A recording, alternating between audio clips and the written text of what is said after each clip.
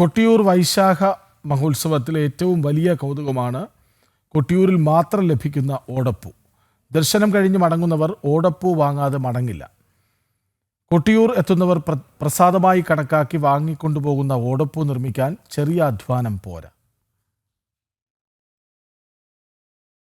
വൈശാഖ മഹോത്സവ കാലത്ത് കൊട്ടിയൂരിൽ എവിടെ നോക്കിയാലും ഓടപ്പൂക്കളായിരിക്കും. കൊട്ടിയൂരിൽ ദർശനത്തിനെത്തുന്നവർ പ്രസാദമായി കണ്ടാണ് ഓടപ്പൂ വാങ്ങി മടങ്ങുന്നത്.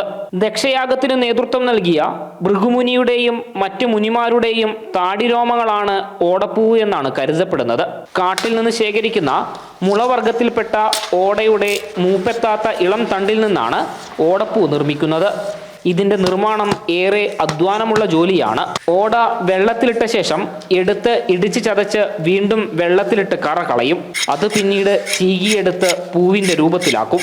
ഓട കൊത്തിക്കൊണ്ടുവന്ന് തലച്ചുമടായി അത് വണ്ടി നിർത്തിച്ച് അവിടുന്ന് തിരിച്ച് അവനവൻ്റെ നാട്ടിലെത്തി ഈ പ്രക്രിയകളൊക്കെ കടന്ന് ഇതൊരോടപ്പൂവായിട്ട് കടകളിലെത്തിയാൽ ചോദിക്കും, ഇത്ര പൈസ വേണോ?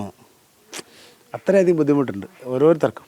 കൊട്ടിയൂരിൽ വൈശാഖ മഹോത്സവത്തിനെത്തുന്ന ഭക്തർക്ക് ഓടപ്പൂവ് ഒരു കൗതുകം മാത്രമല്ല, അടുത്ത വർഷം വൈശാഖ മാസം വരെയുള്ള കാത്തിരിപ്പിന്റെ ഓർമ്മപ്പെടുത്തൽ കൂടിയാണ്. ഓടപ്പൂക്കൾ വാങ്ങുന്നവർ ഉത്സവ ഓർമ്മയ്ക്കും ഐശ്വര്യത്തിനുമായി ഇത് വീടുകളിൽ തൂക്കിയിടുകയും ചെയ്യുന്നു. ജനം, കൊട്ടിയൂർ.